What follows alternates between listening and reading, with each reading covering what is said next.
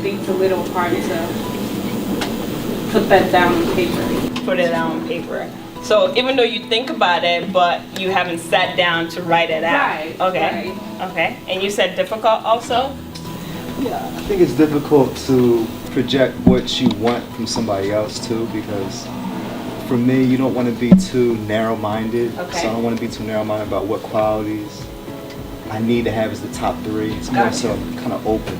Okay. I like people that, you know, that we can relate on the same. They understand what I'm talking about, like before I finish a sentence and know what I'm gonna say. Right. But if you are like my opposite, you know, it's not gonna work for me. You know, The way I see it is I'm with myself all day, you know, and to be with myself again through someone else is, you know, like, it's a bit much. So I'll kind of like someone to be complimentary. Right, you know? definitely. Yeah. And so like basically the whole point of this is you have to figure out who you are and how to balance both of them for yourself. Like if you feel like I want somebody who's complimentary, but making sure that later on in that relationship you two will have to negotiate, because it can become very abusive. Like whether it's you like to talk, she doesn't like to talk, so you have to like make sure you have a negotiation of how do we actually balance this relationship.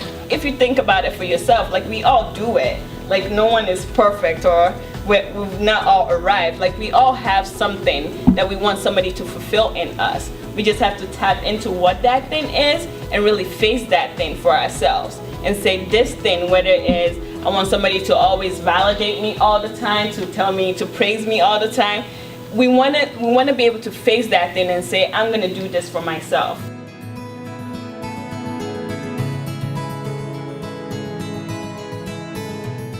Crying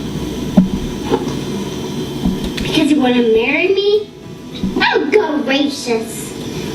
I'm not old enough. I'm not an adult, you think? Okay, first of all, I still like you, but it's not, you don't have to call me other times. You just have to call me one time. Not all the times. We're just friends, remember? Our coach for the day. I don't know what her name is, but she seems to know a lot about relationships and can't seem to make up her mind between, you know, actually marrying Cliff, whatever his name is, and I wish him the best wherever he is on the other line. But that relationships are complicated, and that's kind of just part of the reason why we're here. Very interesting thing that we touched on as Christiana was talking, the difference between complementary and similar. Something called, well, emotional flexibility.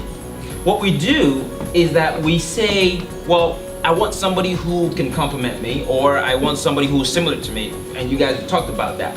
What I want to introduce as an extra tool or an extra thought process is emotional flexibility, because the person who is similar to you today or who compliments you today may not necessarily do that 5 years from now. And so it's more important sometimes to have the capacity to have emotional flexibility than to have somebody who you're compatible with or who compliments you or who's similar to you right now.